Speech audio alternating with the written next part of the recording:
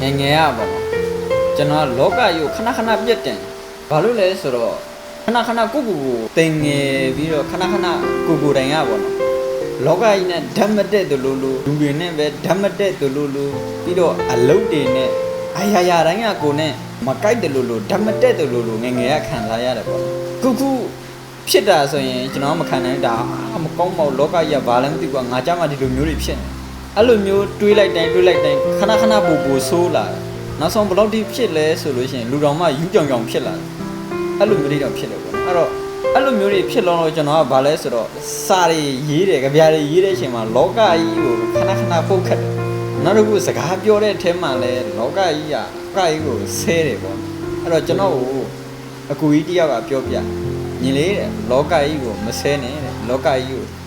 ဘရောမှမပြစ်မတင်နဲ့တဲ့လောကကြီးကသူ့အနေနဲ့သူတာယာနေပြီတဲ့သူ့အနေနဲ့သူဟုတ်နေပြီကိုတိုင်ကပဲလောကကြီးနဲ့ကိုက်ညီအောင်လောကကြီးနဲ့ညှက်တအောင်လိုက်ပြီးတော့နေရမှာတဲ့ကိုလည်းပြစ်တင်လို့မရဘူးလောကကြီးကိုလည်းပြစ်တင်လို့မရဘူးတခါတလေမှတချို့သောအရာတွေကကိုထိန်းချုပ်လို့မရဘူးသူ့အနေနဲ့သူဖြစ်နေတာအဲ့တော့သူ့အနေနဲ့သူဖြစ်နေတဲ့အရာတွေကိုလိုက်ပြီးတော့ခံစားနေမယ်ဆိုလို့ရှိရင်တဲ့ကိုတိုင်ကပဲနာကျင်ရတယ်ဒါကြောင့်မလို့လောကကြီးကစီးဆင်းနေတဲ့ရေပြင်တစ်ခုလိုမျိုးပဲသူ့အနေနဲ့သူလှော့ထားလိုက်သူအနေနဲ့သူစီးဆင်းနေလိုက်မယ်အဲ့တော့ကိုကြီးပြောတဲ့စကားလေးကတော်တော်လေးထိရောက်တယ်ပေါ့နော်အဲ့ဒီချိန်နေစပြီးတော့ကျွန်တော်ဒီနေ့ဒီချိန်နေလောကကြီးကိုသိပ်ပြီးတော့ရုံးမစင်ပြစ်မတင်တော့ပေါ့နော်အရာကိုပြစ်မတင်တော့ရင်တော့ဆိုပြစ်တင်မယ်အဲ့ဒီ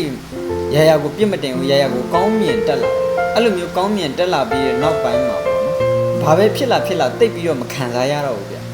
ခက်ခဲတွေဖြစ်လာရင်တော့သိပ်ပြီးတော့မခံစားရတော့ဘူးအဲ့လိုမျိုးမကောင်းတဲ့အရာတွေဖြစ်လာရင်တော့သိပ်ပြီးတော့ခံစားရတော့ဒါမျိုးပေါ့ဒါကြောင့်မလို့လောကကြီးကိုပြစ်မတင်ပဲနဲ့လောကကြီးကသူ့အနေနဲ့သူဟုတ်နေပြီငါလည်းပဲသူ့အနေနဲ့သူဟုတ်နေပြီအဲ့တော့တချို့သောအရာတွေကသူ့အနေနဲ့သူဖြစ်ရှင်လို့ကိုဖြစ်နေတာ